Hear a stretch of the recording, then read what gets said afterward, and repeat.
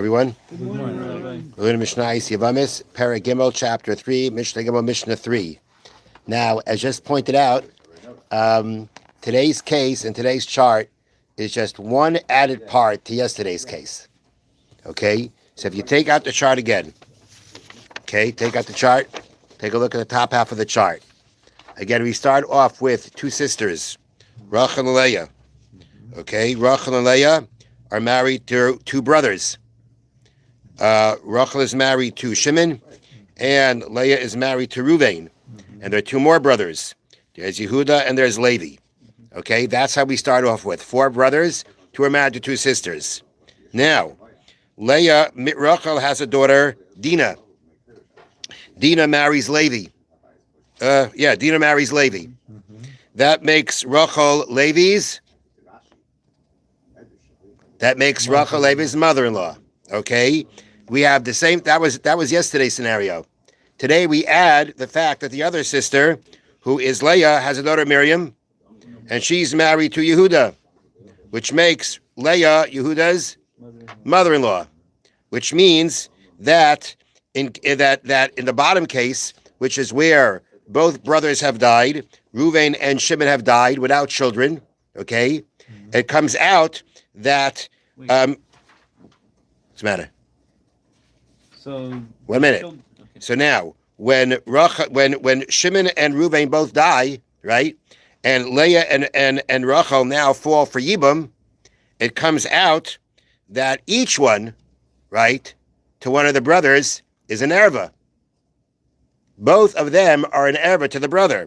Leah is an erva to the brother Yehuda, is an erva to the brother Yehuda, and Rachel is an erva to the brother Levi.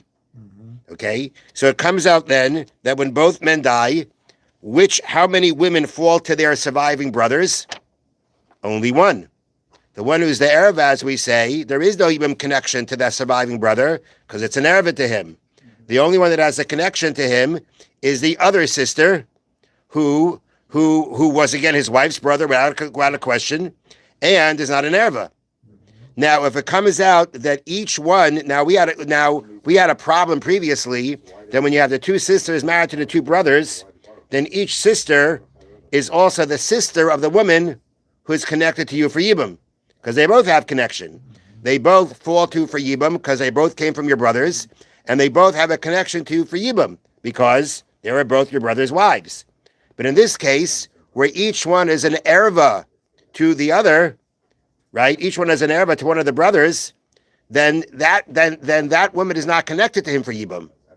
And therefore, the other sister who is not an erva to him is not the sister of the woman connected to him for Yibam, because that other woman isn't connected to him for Yibam. So therefore, it comes out like I have in the picture in the bottom.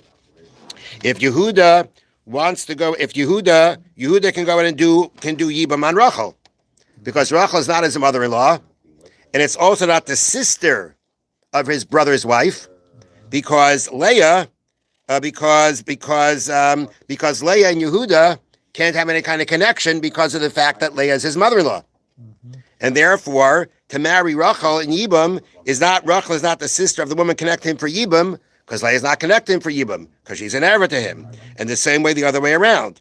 Levi can marry Leah. Leah is not his mother-in-law, okay, but she is his wife's brother. Is Leah the sister of Rachel who was connected to him for Yibam? No. Rachel is not connected to him for Yibam because Rachel is his mother-in-law. She's an erva. And therefore, it comes out that each brother could do Yibam on a sister. He can do Yibam on the sister who is a sister of the erva who is not an erva to him. That is the point of today's Mishnah. So now let's read it. Gimel. If, let's say again, we have four brothers, two are married to two sisters. One of the sisters was forbidden as an erva onto one brother. Vashniya, and the other sister, asur al zeh isur erva. She's forbidden on the other brother as a prohibition of an erva. Ha'asura lazeh muteres lazeh. The one who is forbidden to this brother is permitted to the other brother. V'asura lazeh, and the one forbidden to one brother, muteres lazeh, is permitted to the other brother. V'zuhi sha'amru, and this is the scenario where the sages had stated Achaisa, her sister, the sister of an erva. K'shehiyah vimta, when it's also her husband's brother's wife. Oy chayletzes, oy misyabemes. She could either have chalitza or yibam. It's your choice. Because basically, once one of them is an erva to one, the other was not the sister of a woman connected for yibam, because the erva is never connected for yibam.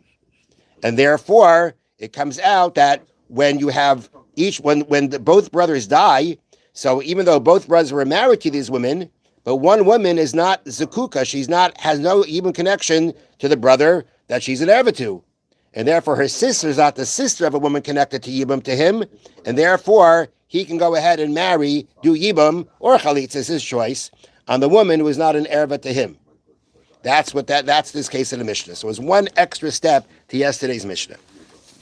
Okay. Thank you, Rabbi. Now, we're continuing about how the Chofetz Chaim was talking about how talking about someone's lack of equality is going to be considered lashon hara, and the example he was talking about was saying about someone that they're not so smart, not so wise, not so knowledgeable, and how much that can affect a person.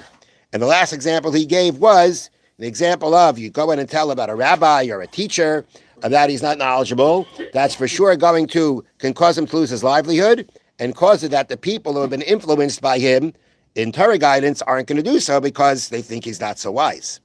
So now Gimel. Now I will ask you, my brother, says the Chofetz Chaim, regarding how the Yetzer Hara, the evil inclination, convinces us. No, it's not lashon hara. I didn't say anything wrong about him. Think about yourself.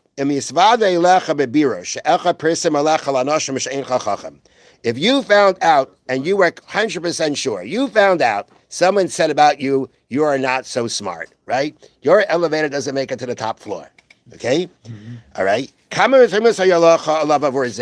many complaints would you have to the person about that? You'd say to yourself, what are you seeing wrong? What kind of lack of knowledge, what kind of foolishness do you see on me?